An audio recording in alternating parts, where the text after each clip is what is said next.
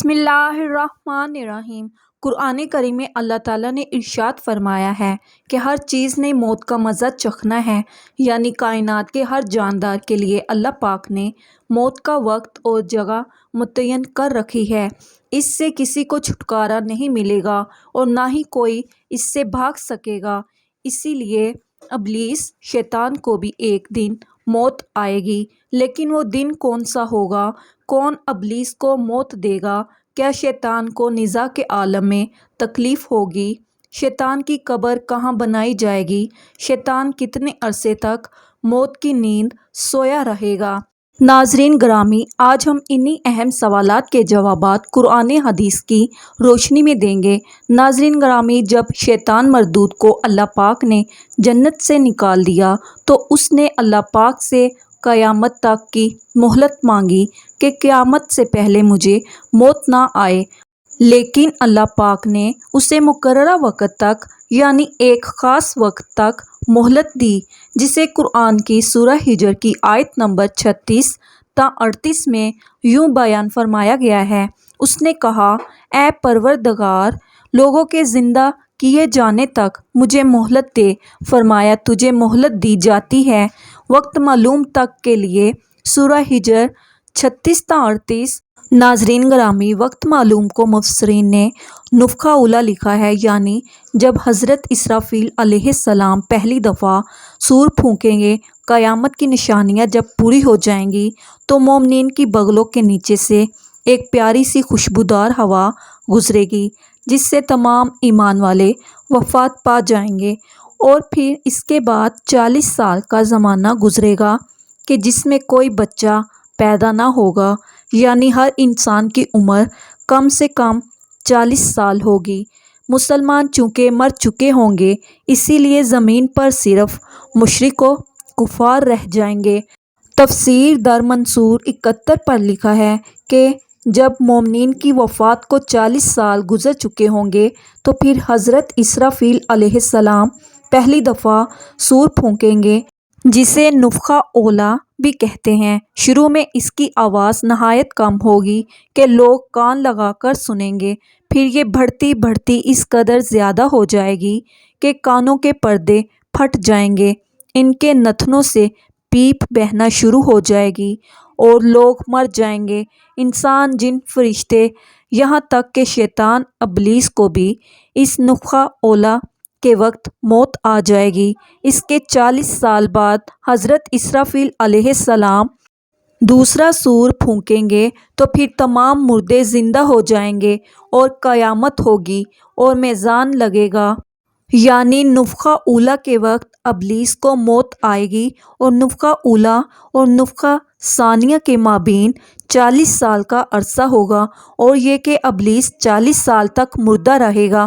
آئیے اب اس بات پر روشنی ڈالتے ہیں کہ ابلیس کو موت کیسے آئے گی اور وہ 40 سال تک مردہ حالت میں کہاں گزارے گا۔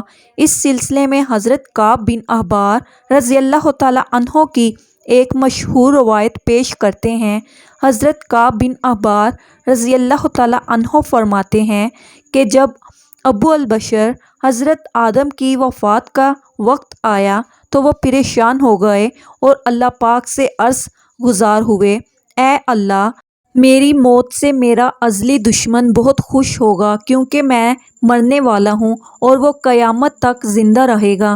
اسی وقت ملک الموت حضرت آدم کی خدمت میں حاضر ہوئے اور فرمایا، اے آدم، آپ وفات کے بعد جنت میں رہو گے، جبکہ ابلیس قیامت تک دنیا میں رہے گا، اور پھر قیامت سے 40 سال پہلے اس کو ایسی موت آئے گی کہ پوری دنیا کے انسانوں جتنی موت کی تکلیف برداشت کرے گا، اور پھر جہنم ہی اس کا ٹھکانہ ہوگا۔ حضرت کعب رضی اللہ تعالیٰ عنہ مزید فرماتے ہیں کہ حضرت آدم علیہ السلام ملک الموت سے فرمانے لگے کہ مجھے ابلیس کی موت کا منظر بیان کرو۔ ملک الموت نے ابلیس کی موت کا حال بیان کرنا شروع کیا تو وہ اتنی دردناک موت تھی کہ حضرت آدم علیہ السلام اپنے آنسوؤں پر قابو نہ رکھ سکے۔ لوگ حضرت کعب بن احبار رضی اللہ تعالیٰ عنہ سے عرض کرنے لگے، ہمیں بھی ابلیس کی موت کا کچھ حال بیان فرمائیں۔ لوگوں کی بے جا فرمائش پر حضرت کعب بن احبار رضی اللہ تعالیٰ عنہ ابلیس کی موت کا منظر یوں پیش کرتے ہیں۔ اللہ تعالیٰ ملک الموت سے فرمائیں گے، میرے غضب و غصے کا لباس پہن کر جاؤ، ابلیس کی روح قبض کرو اور ابلیس سے تمام انسانوں اور جنوں سے زیادہ سختی کرنا۔ جب ملک الموت غضب و غصے سے بھر کر بہت سے فرشتوں کے ساتھ ابلیس کی روح کو قبض کرنے آئیں گے تو جو بھی آسمان اور زمین میں سے ان کو دیکھ لے گا وہ فوراً ہی مر جائے گا۔ جب ملک الموت ابلیس کے پاس پہنچیں گے تو وہ دھاڑے مار مار کر روئے گا۔ پھر شیطان کو موت کی تکلیف دی جائے گی جو کہ ساری مخلوق کی موت کی تکلیف سے بھی زیادہ ہوگی۔ ابلیس گھبرا کر مشرق کی جانب بھاگے گا تو کبھی مغرب کی جانب، لیکن ہر طرف اپنے سامنے ملک الموت کو ہی پائے گا۔ سمندر میں چھپنے جائے گا تو سمندر اسے جگہ نہ دے گا۔ آسمان کی طرف بھاگے گا تو وہاں مقررہ فرشتے اس کو آگ کے کوڑے ماریں گے۔ حضرت آدم علیہ السلام کی قبر کے پاس کھڑا ہو کر کہے گا، اے آدم، تمہاری وجہ سے میں ملعون و مردود بنا، کاش کہ تم پیدا ہی نہ ہوتے۔ پھر ملک الموت سے کہے گا، کتنی سختی اور تکلیف کے ساتھ میری جان نکالو گے؟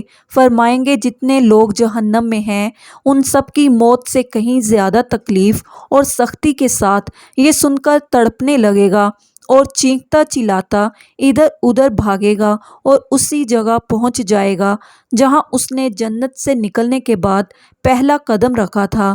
وہ جگہ آگ کے انگارے کی طرح سرخ ہوگی، زمین چنگاری کی طرح ہو جائے گی اور زبانیاں فرشتے اس کو گھیر لیں گے اور زبانوں اور آروں سے اس کو چیریں گے جب تک اللہ تعالیٰ چاہے گا۔ اس وقت تک حالت نزاع اور موت کے غصہ کا شکار رہے گا اور وہاں جہنم کی سناسیاں لگی ہوں گی، ان سناسیوں سے تڑپا تڑپا کر اس کی جان نکالی جائے گی۔ حضرت آدم علیہ السلام اور حضرت حوا علیہ السلام سے کہا جائے گا، ذرا اپنے دشمن کو دیکھو کس طرح ذلت کے ساتھ مر رہا ہے۔ وہ دیکھ کر کہیں گے، یا اللہ، تو نے ہم پر اپنی نعمت مکمل فرما دی۔ انہی جہنمی گڑھوں میں ابلیس 40 سال تک مردہ رہے گا اور یہی اس کی قبر ہوگی۔ پھر 40 سال بعد دوبارہ حضرت اسرافیل علیہ السلام سور پھونکیں گے تو تمام مردے زندہ ہو جائیں گے اور حساب و کتاب کا عمل شروع ہوگا۔ ناظرین گرامی، اس کائنات کی ہر چیز فنا ہونے والی ہے۔ اگر کسی کو روام ہے تو وہ صرف اللہ بزرگ و برتر کی ذات ہے۔ بس ہمیں تو ہر وقت تیار رہنا چاہیے۔